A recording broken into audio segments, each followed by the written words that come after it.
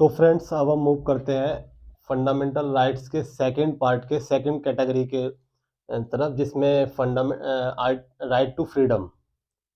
अब हमने right to equality article 14 से लेकर आर्टिकल 18 तक डिस्कस किया। अब हम बात करेंगे राइट टू फ्रीडम आर्टिकल 19 से लेकर आर्टिकल 22 तक। राइट टू फ्रीडम, स्वतंत्रता का अधिकार। हमारा फंडामेंटल राइट्स जो है सेकंड कैटेगरी है राइट टू फ्रीडम, स्वतंत्रता का अधिकार, आर्टिकल 19 से लेकर आर्टिकल 22। आर्टिकल 19 को राइट टू फ्रीडम को, आर्टिकल 19 राइट टू फ्रीडम को 6 भागों में क्लासिफाई किया गया है। आर्टिकल 9 को राइट टू फ्रीडम को 6 भागों में क्लासिफाई किया गया है। पहला है freedom of speech, freedom of speech. Second, freedom of assembly peacefully और without arms. Third one is freedom of form association और union, freedom of move freely throughout the territory of our country, and freedom of trade, occupation और business, and freedom of settlement. तो one by तो हमारे article 19 को जो है 6 भागों में क्लासिफाइड किया है। पहला है फ्रीडम ऑफ स्पीच।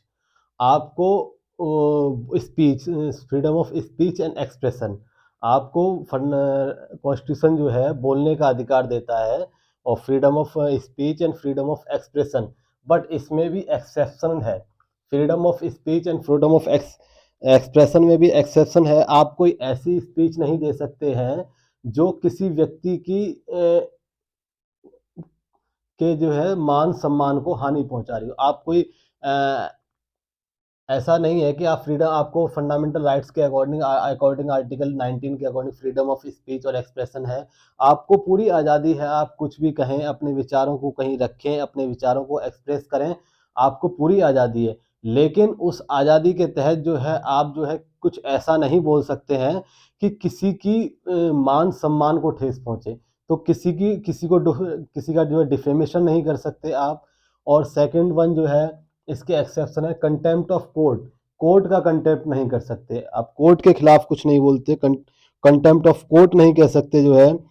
और देश की सुरक्षा के बारे में कुछ एक्सप्रेस नहीं कर सकते, देश की सुरक्षा को के बारे में नहीं बोल सकते। मोरलिटी है, फ्रेंड रिलेशन है, स्टेट है, पब्लिक ऑर्डर और मेंटेन सोवरिटी और इंटीग्रिटी ऑफ इंडिया। मतलब किसी भी ऐसी चीज को नहीं बोल सकते जो ओवरऑल हम कह लें कि सोसाइटी को और कंट्री के खिलाफ हो, सोसाइटी और कंट्री के खिलाफ नेगेटिव इफेक्ट हो और नेगेटिव चीजें क्रिएट हो रही हो, तो आप ऐसी कुछ चीज नहीं कह सकते। अदरवाइज आपको freedom of speech and expression है आर्टिकल 19 के अकॉर्डिंग। अब हम बात करेंगे आर्टिकल इसके क्लॉज, एक तरीके से क्लॉज बी की तरफ, कि freedom of assemble peaceful assembly without arms. Article 19 ये कहते हैं, इस बात की भी हमें आज़ादी देता है कि आप जो है कोई सभा गठन करने का, या आपको सभाएं गठन करने का जो है सभा बनाने का पूरी आज़ादी है। लेकिन वो कंट्री के कॉन्स्टिट्यूशन को फॉलो करनी चाहिए, कंट्री के मोराल को फॉलो करनी चाहिए, एक सोसाइटी के लिए नेगेटिव इफेक्ट नहीं होना चाहिए। और आप बिना हथियार के कहीं पीसफुली जो है सभा बना सकते हैं, ऐसा सभाएं पीसफुली सभाएं कर सकते हैं अकॉर्डिंग टू आर्टिकल 19। आर्टिकल 19 ये भी कहता है कि फ्रीडम ऑफ एसोसिएशन और यूनियन, आप कोई भी यूनियन बना सकते हो और कोई एसोसिएशन बना सकते हो। लेकिन उसमें भी ये है कि आप जो है पब्लिक ऑर्डर और देश की सोवर्निटी और इंटीग्रिटी को फॉलो करना चाहिए।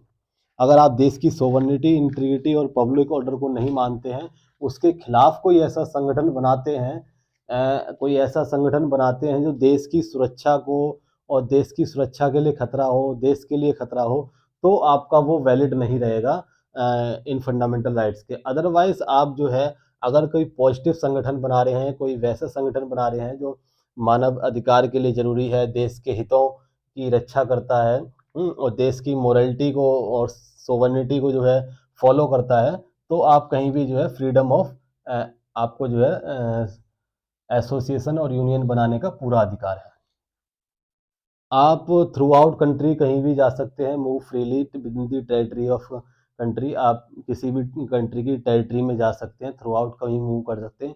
लेकिन यहाँ भी एक्सेप्शन है, यहाँ भी मतलब हर एक चीज़ में एक्सेप्शन है कि आप जो है कि देश की सुरक्षा, अगर गवर्नमेंट यहाँ मना कर रही है, अगर गवर्नमेंट कह रही है कि ये जो है देश की सुरक्षा से रिलेटेड चीज़ें हैं, देश, तो आप ऐसी चीज़ पर नहीं जा सकते। हम्म। तो और आपको जो है देश में कहीं भी सेटलमेंट होने का, पूरी कंट्री में कहीं भी फ्रीडम है कि आप कहीं भी जाकर रह सकते हैं, सेटल हो सकते हैं। हैं।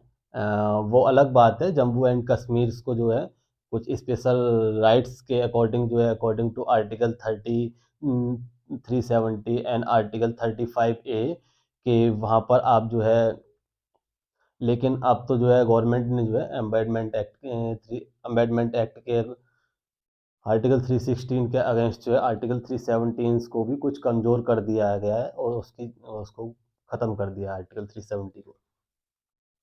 आपको कोई भी व्यापार करने की, कोई भी ट्रेड करने की, कोई बिजनेस करने की पूरी आज़ादी है अकॉर्डिंग टू आर्टिकल 19।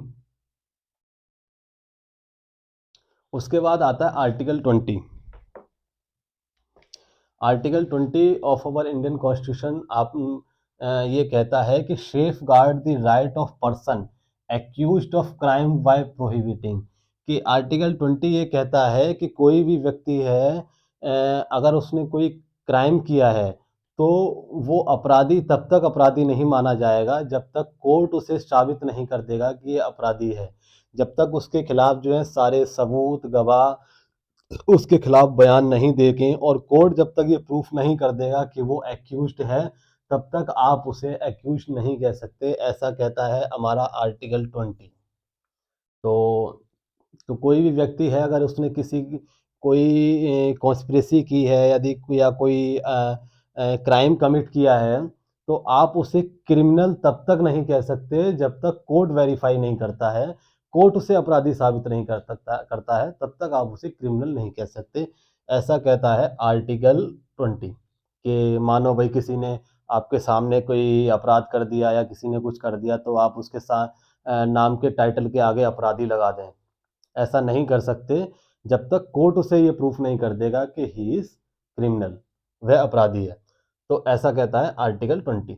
आर्टिकल 21 कहता है कि किसी भी व्यक्ति की, आर्टिकल 21 कहता है no person shall be deprived his personal liberty. No person shall be deprived his life और पर्सनल लिबर्टी। आर्टिकल, अगर सिंपल भाषा में हम समझें तो आर्टिकल 21 ये कहता है कि किसी भी व्यक्ति की पर्सनल आज़ादी को, पर्सनल फ्रीडम को आप नहीं डिप्राइव कर सकते, एक्सेप्ट अगर उसने व्यक्ति कोई अपराध किया है, अगर उसने कोई अपराध किया है, तो जो है एक ऑथराइज पर्सन ही उस व्यक्ति की जो है पर्सनल लाइफ एंड लिबर्टी को डिटेन कर सकता है। जैसे कोई पब्लिक ऑफिसर हो गया, ठीक है, या मतलब इंस्पेक्टर लेवल का कोई अधिकारी हो गया, या मतलब कोई भी अथॉरिटी जिसे जो है गवर्नमेंट ने पावर दी है, वही जो है व्यक्ति की लाइफ और उसको जो है डिटेन कर सकता है, डिप्राइव कर सकता है, छीन सकता है। अदरवाइज आप किसी व्यक्ति की जो है पर्सनल अधिकारों को, जो है पर्सनल आज़ादी को जो है आप नहीं छीन सकते। कोई आर्टिकल, सिंपली भाषा में समझे, आर्टिकल 21 ये कहता है यदि कोई व्यक्ति विशेष चाहे, अगर मैं चाहूँ कि मैं सामने वाले इंसान की जो है उसके पर्सनल आज़ादी और पर्सनल अधिकार में उसकी पर्सनल लाइफ और लिबर्टी अधिकार, पर्सनल आज़ादी को छीन लूँ, तो मैं ऐसा नहीं कर सकता। वही ऐसे लोग ऐसा कर सकते हैं जिसे गवर्नमेंट ने अथॉरिटी दी गई है, और वो भी यदि उसने कोई क्राइम किया है।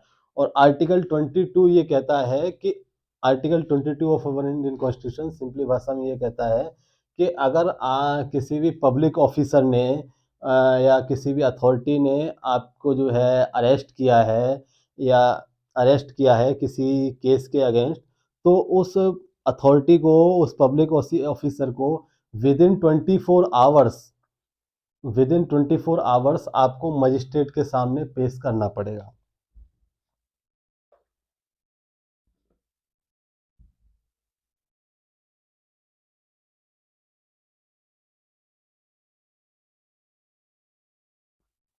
तो आर्टिकल 22 ये कहता है कि यदि किसी भी पब्लिक उसने जो है आपको अरेस्ट किया है तो विद इन 24 आवर्स जो नियरेस्ट मजिस्ट्रेट के सामने आपको पेश करना पड़ेगा, और आप जो है अपना पक्ष रखने के लिए पूरे स्वतंत्र हैं, ऐसा कहता है आर्टिकल 22।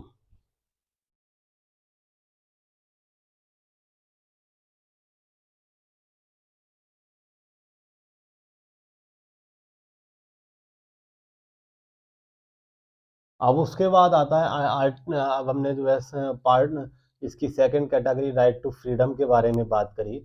अब हम right to right against exploitation article 23 and article 24 के बारे में बात करेंगे। अब तीसरी कैटेगरी आती है राइट अगेंस्ट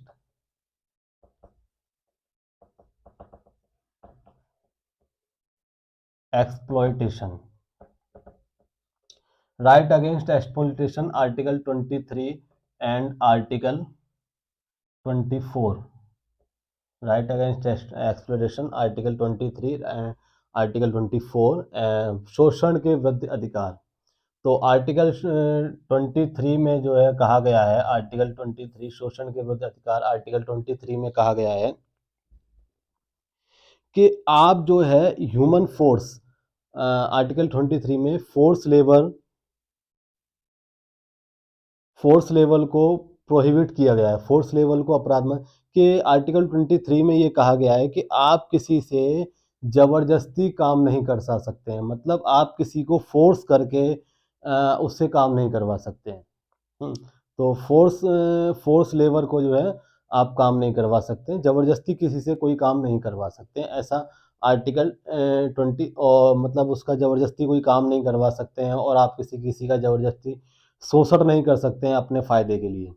अपने फायदे के लिए आप किसी दूसरे व्यक्ति की लाइफ से नहीं खेल सकते हैं, उसकी फ्रीडम्स को नहीं छीन सकते हैं, और उससे जो है जबरदस्ती काम नहीं करवा सकते हैं अपने पर्सनल इंटरेस्ट के लिए।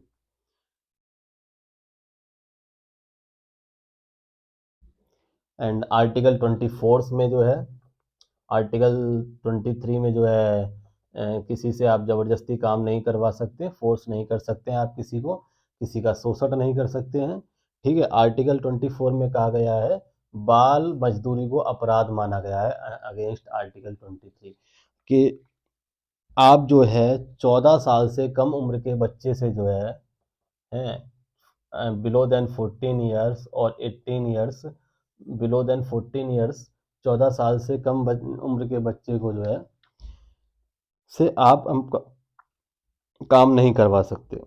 तो आर्टिकल 24 जो है prohibit employment of children below the age of 14 year in factory and other hazardous employment, कि आप जो है 14 साल से कम उम्र के बच्चे से जो है किसी भी जो है पब्लिक फैक्ट्री में या किसी खतरनाक हजार्डियस एम्प्लॉयमेंट्स में जो है आप 14 साल से कम उम्र के बच्चे से जो है काम नहीं करवा सकते, ये गैर कानूनी माना जाएगा। तभी आपने देखा होगा कि कोई भी अगर कोई भी प्राइवेट कंपनी होती है या कोई पब्लिक अथॉरिटी होती है या कोई गवर्नमेंट कंपनी होती है, तो उसमें जो है मिनिमम एलिजिबिलिटी एज 18 ईयर्स होती है। वो इसीलिए होती है कि अगर उससे कम होगी तो वो article 24 of our Indian constitution का उल्लंघन करेगा, उल्लंघन करेगा। तो ये था हमारा right against exploitation, third category of fundamental rights, article 23 and article 24, जिसमें कहा गया है कि आप किस आर्टिकल 23 जिसमें आप किसी से ज़बरदस्ती काम नहीं करवा सकते, एंड आर्टिकल 24 एक एज लिमिट डाल दी गई है कि आप इससे कम एज से व्यक्ति से, यदि इससे कम एज के व्यक्ति से काम करवाएंगे तो वो जो है गैर कानूनी माना जाएगा। तो that is the third category of fundamental rights.